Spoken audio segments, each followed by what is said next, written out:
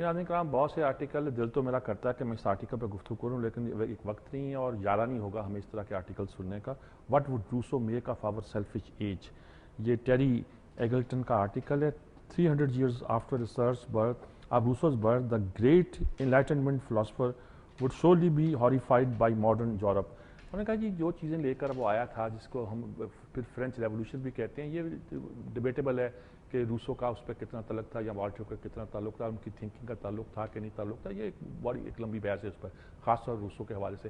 لیکن انہوں نے ایک چینج کر دیا مائنڈ کو، انلائٹنمنٹ پیدا کی انہوں نے، ایک روشن خیالی جیسے کہتے مارکس کا کہتے ہیں وہ بھی وہی تھا. لیکن آج اگر زندہ ہوتا اور آج کے یورپ کو دیکھتا اور آج کے حالات کو دیکھتا، جو کچھ وہاں ہو رہا ہے، مثال کے طور پر انلائٹنمنٹ ہے، مسلمانوں کے خلاف ڈسکرمنیشن ہے پورے یورپ میں اور لگے ہوئے ہیں، حجاب کرو اور منار بند کرو، یہ کرو. تو روسو کیا ایکٹ کرتا جی؟ میں نے سرسی سے اس کا تذکرہ کر دیا ہے کہ بہت سی چیزیں ایسی بھی ہوتی ہیں جن کو دیکھ کر خیال ہوتا ہے کہ کاش ہمارے ہاں بھی بہت سارے مسائل اس طرح کے چھپتے. ایک آج بی جے پی کا انجام یہ کلدیپ نیر کا ہے.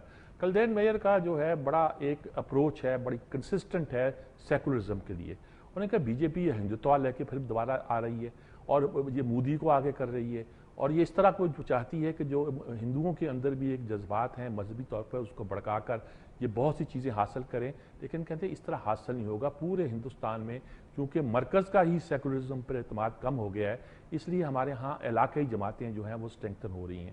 وہ کہتی ہیں کہ یہ مرکز والے تو کچھ کرتے ہی، نہ کانگریس کرتی ہے نہ بی جے پی کرتی ہے، وہ اپنے علاقائی جماعتوں کو ووٹ دیتے ہیں. دیکھیے یہ ہمارا مسئلہ نہیں ہے، ہندوستان کا مسئلہ ہے، دا گریٹسٹ ڈیموکریسی جسے وہ کہتے ہیں.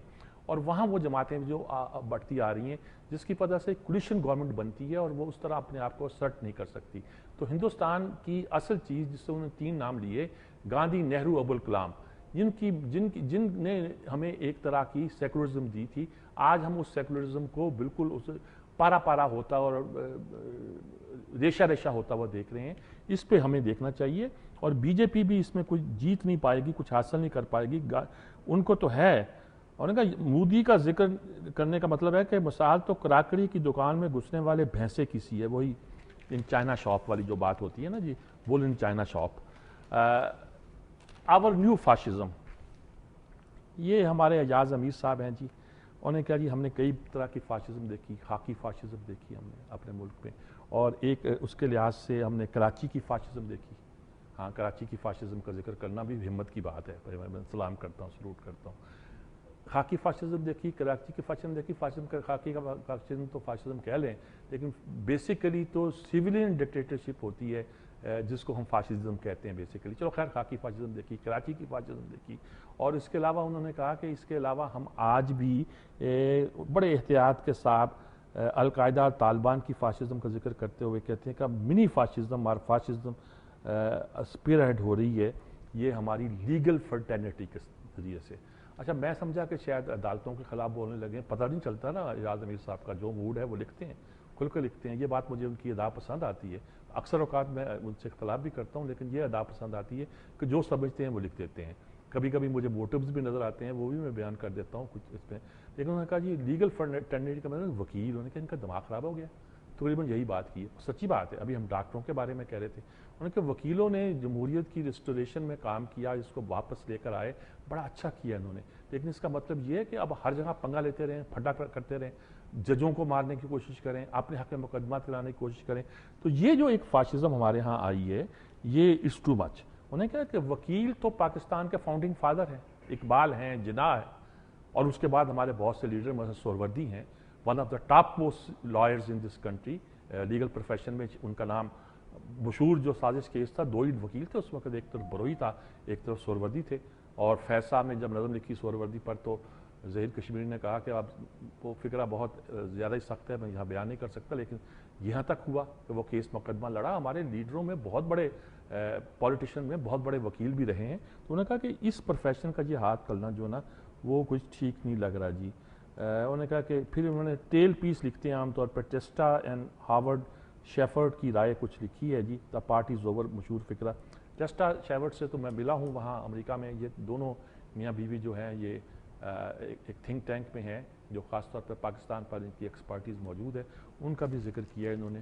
اور یہ ایک لحاظ سے اچھا جی، ایک article Pakistan collapsing from within, Pakistan اندر سے ٹوٹ رہا ہے، یہ کوئی دو لوگ ہیں، جوید احمد ہیں اور مشل ملک ہیں، یہ دونوں جو ہیں programme coordinator with the Asia programme of the German, اور مشل جو ہے وہ اسلام آباد میں graduated at the university of Chicago میں. یہ انہوں نے CNN کے لیے لکھا ہے، انہوں نے کہا پاکستان ود ان کولیپس کر رہا ہے، اور ود ان کولیپس کرنے کا مطلب ہے کہ ادارے آپس میں لڑ رہے ہیں، جوڈیشری لڑ رہی ہے، یہ لڑ رہا ہے، اور پارلیمنٹ لڑ رہی ہے.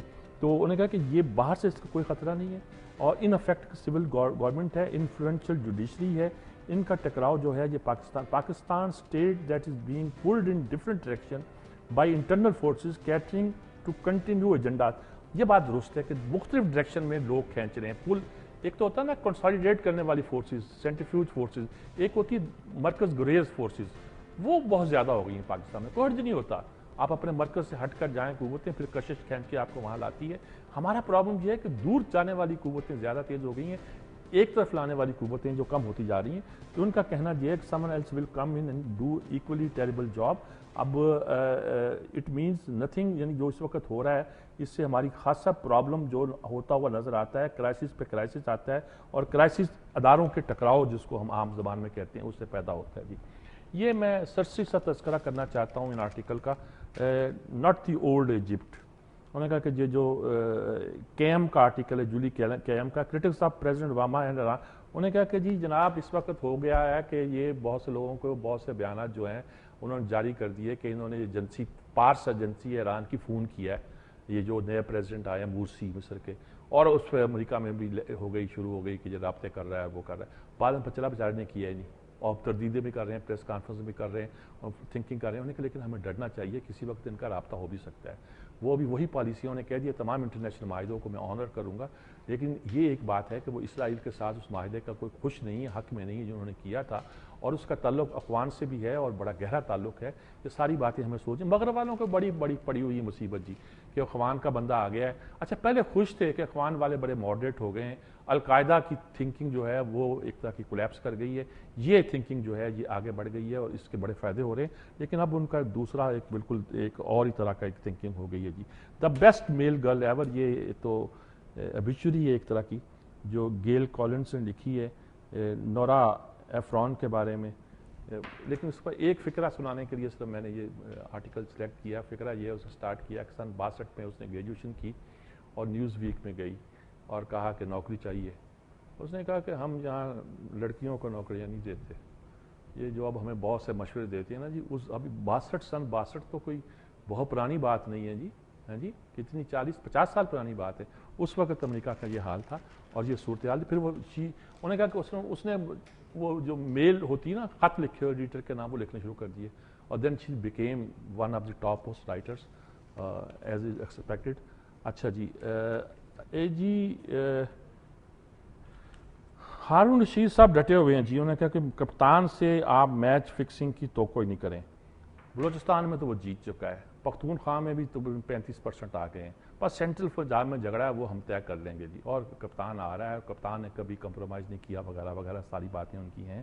اور صفدر محمود صاحب کا آرٹیکل میں قائد اعظم پر 2 کتابوں کا، والپورٹ کا اور ہیکٹر بریتھو کتابوں کو ذکر کیا اور خاص نہیں. عرفان صدیقی صاحب بھی جو ہیں وہ عدلیہ کی ایک اور تلقین اسی ایشو پہ کر رہے ہیں. لیکن میں آج رات کوشش کر رہا ہوں کہ ہفتے کا آخری دن ہے، کالز کچھ لے ہی لیں، اور ہمارے ساتھ چونکہ نصر اللہ ملک صاحب بیٹھے ہوئے ہیں جواب یہی دیں گے. کالز لیتے ہیں، ایک کال موجود ہے، بات کرتے ہیں. جی السلام علیکم جی. ہیلو، ہو کال کٹ گئی جی. ادھر میں نے پوچھا اور بتایا، میں نے دھمکی دی کہ ہمارے نصر اللہ ملک صاحب اس کا جواب دیں گے، تو اس دھمکی سے ہی کال کٹ گئی جی. اچھا جی یہ کتابیں جو چھپ رہی ہیں، ایک انہوں نے تذکرہ کیا ہے کہ کتابیں بہت چھاپنا بڑا کام ہے. سیکولرزم پر ایک کتاب انہوں نے کہا کہ مجھے آئی ہے اور شاہد اوان صاحب نے بھیجی ہے.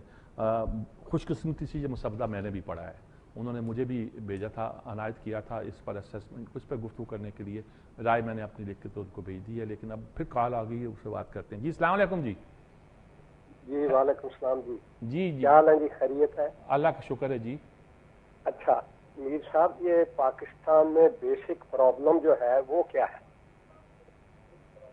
پاکستان میں بیسک پرابلم کیا؟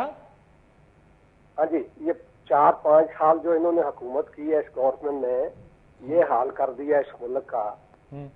اس کا جو بنیاد ہے پرابلم کی وہ بتائیں کیا ہے؟ اچھا یہ پرابلم پوچھتے ہیں کیا جی؟ بڑی بنیادی سی بات ہے جی، پاکستان کا بنیادی مسئلہ گڈ گورننس ہے. آپ کی گڈ گورننس ہوگی، آپ کی خارجہ پالیسی ٹھیک ہوگی. ہمارے جو رولر ہیں یا اپوزیشن لیڈر بھی ہیں، ان کو سیاست تو آتی ہے، گورننس کے معاملے میں پرابلم ہے. دیکھیں اس لیے کہ ہمارے اپنے مفادات ہیں نا. جو اس وقت حکمران طبقہ ہے وہ یہ سمجھتا ہے کہ اس کے ذاتی مفادات کیسے پورے ہو رہے ہیں. گڈ گورننس ہوگی، آپ کی خارجہ پالیسی درست ہوگی. گڈ گورننس ہوگی، آپ کی ملک کی اکانومی ٹھیک ہوگی. گڈ گورننس ہوگی، آپ کی عوام کا اختیار جو ہے ان کے پاس ہوگا.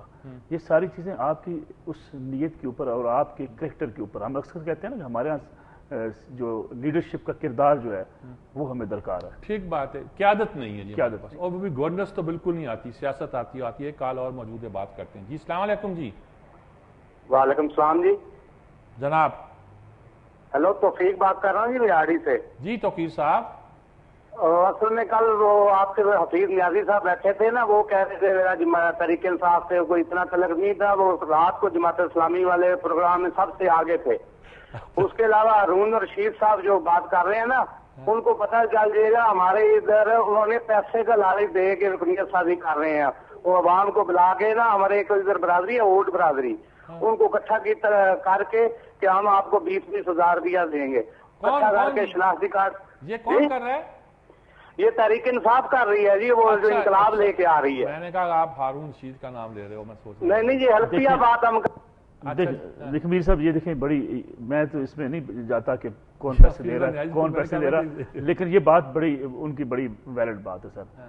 ہم وہ کہتے ہیں صاف چھپتے بھی نہیں، سامنے آتے بھی نہیں. بھئی اگر کوئی پولیٹیکل ورکر ہے اور پولیٹیکل جماعت کے ساتھ وابستہ ہے، اسے یہ کہنے سے حرج کیا ہے کہ وہ تحریک انصاف کے ساتھ. اصل میں حفیظ اللہ نیازی یہ کہتے ہیں کہ میں نے ان کی ممبرشپ فارم پہ سائن نہیں کی، لیکن اب دیکھیں یہ بھی کہتے ہیں میری ہمدردیاں، میرے بڑے قابل احترام ہے حفیظ اللہ نیازی صاحب، لیکن دیکھیں حفیظ اللہ نیازی صاحب تحریک انصاف کے بڑے اہم آدمی میں شمار ہوتے ہیں. ممبر ان لا کہتا ہوں، ممبر ان لا. لیکن میرا خیال انہیں ماننا چاہیے کہ وہ تحریک انصاف رکن نسبتی ہے، عمران سے رشتہ جس ہے. جی ایک کال اور موجود ہے. السلام علیکم. جی السلام علیکم. وعلیکم السلام. جی یہ نصرت صاحب میرے واقف ہیں، میں لاہور سے بول رہا ہوں، ذوالفقار علی خان. جی ذوالفقار علی صاحب. پرانا فوج کا ملازم ہوں. اچھا فوج کے ملازم ہیں. اچھا میں سمجھ گیا پھر آپ کو. جناب حکم. ہمارے جو جرنلسٹ ہیں یا جو اینکرز ہیں یا وہ کسی سے یہ نہیں پوچھتے ہیں کہ آپ کے اوپر پیسہ کتنا خرچ ہو رہا ہے. وزیر کی تنخواہ وہ کہتے ہیں جی 30-35 ہزار ہے، لیکن یہ نہیں بتاتے کہ اس کے اوپر ٹوٹل خرچ کتنا ہو رہا ہے. ان کا آنا جانا، ان کا ٹھہرنا وہنا. یہ وہ ایک دوسری بات یہ ہے کہ الطاف حسین سے کوئی نہیں پوچھتا کہ اس کا ذریعہ معاش کیا ہے.